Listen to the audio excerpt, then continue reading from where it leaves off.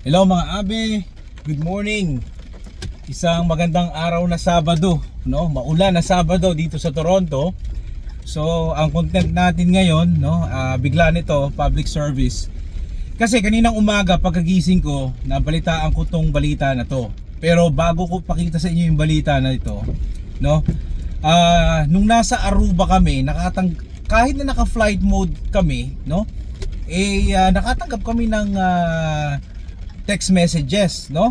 At about daw to sa parking, no? Pero hindi ko binasa, hindi ko binuksan. Nakikita naman sa labas yung message kung ano yung yung pangunang nilalaman, ano?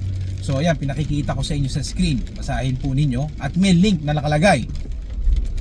So hindi ko siya pinansin kasi hindi naman ako magtatagal sa Aruba at babasahin ko na lang siya, no, pagdating dito sa Toronto. Ngayon, nung dumating kami ng Huwebes, binasa ko siya. Normally mga abe, no, yung mga bago dito sa Canada, yung mga papunta ng Canada, okay? At yung mga kaibigan natin, no, na basta-basta naniniwala sa balita o sa nare-receive na text, wag po kayong basta-basta magbubukas ng link. Ulitin ko po ha, wag po kayong magbabasa o magbubukas ng mga link, lalo na kung sinasabi about sa gobyerno, no? Malimit po, no? 90% ng inyong pakikipag-ugnayan sa gobyerno, maging sa city, sa probinsya, lalo na sa federal, ay sa pamamagitan ng mailing or yung slow mail, no? Kasi yan po ay tinatawag na legal documents, no? Mga abe, kaya wag po kayo, parang awa nyo na. Kasi po yung pala ay resulta ng tinatawag na SMS blasting, no? Ito po, panoorin niyo po yung balita, mga abe. Good morning. Today, we're speaking about an investigation that is a first in Canada and one that highlights how quickly the landscape of crime is evolving. This investigation, dubbed Project Lighthouse, involves the use of a mobile SMS blaster, a sophisticated device designed to mimic a cellular tower, intercept connections, and send fraudulent text messages directly to people's phones.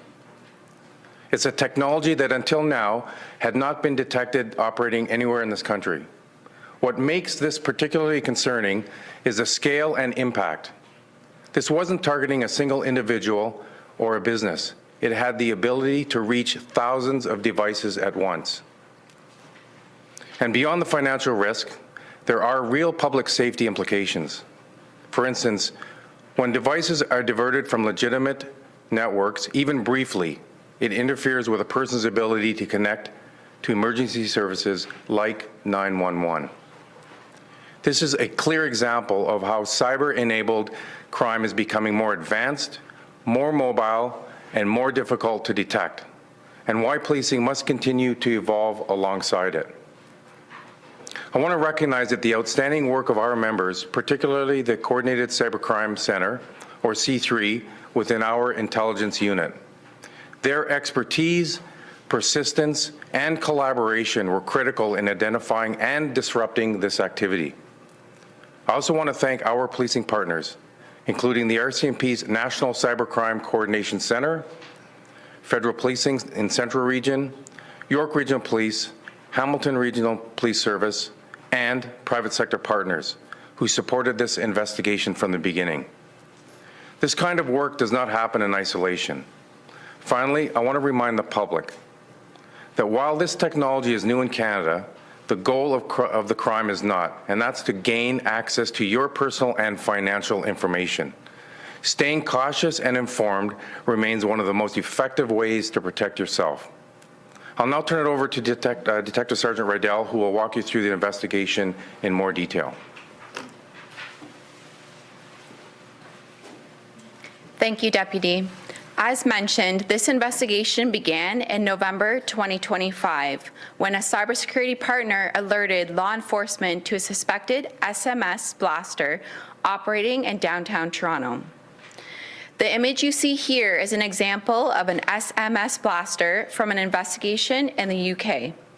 The ones we seized in Toronto were uniquely built and we're not sharing those publicly for safety reasons.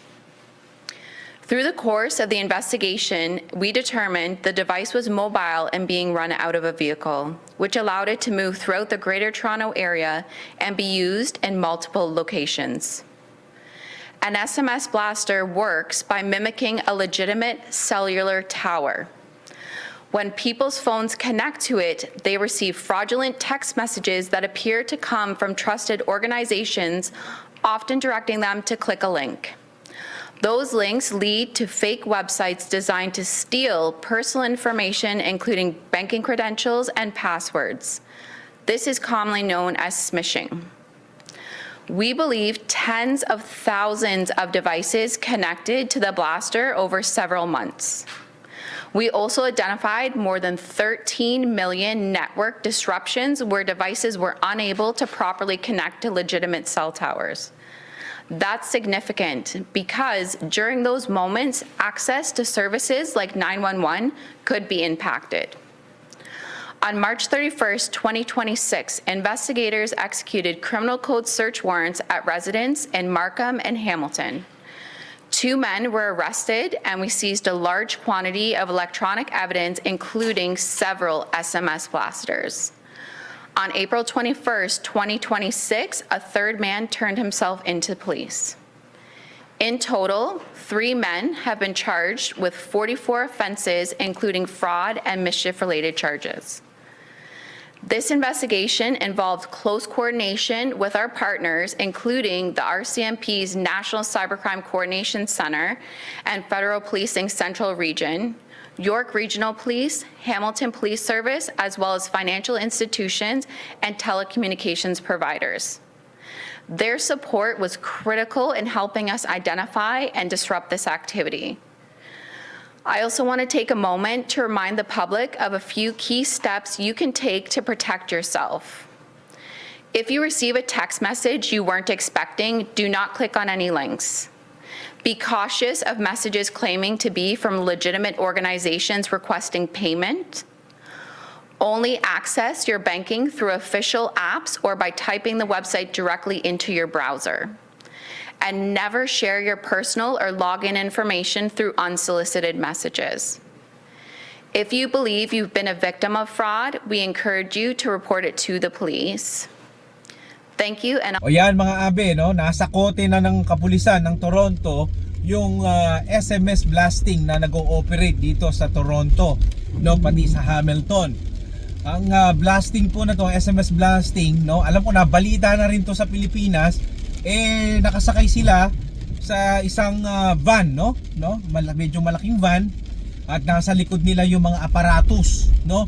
Ang mga aparatong ito, yung tinatawag na SMS blasting ay may kakayahan na pumasok sa mga legitimate o sa mga cell site, no? At para i-intercept excuse me, yung mga numbers ng mga tao na nasa radius, no? Kaya ito mobile para padalan sila ng mga text messages, no?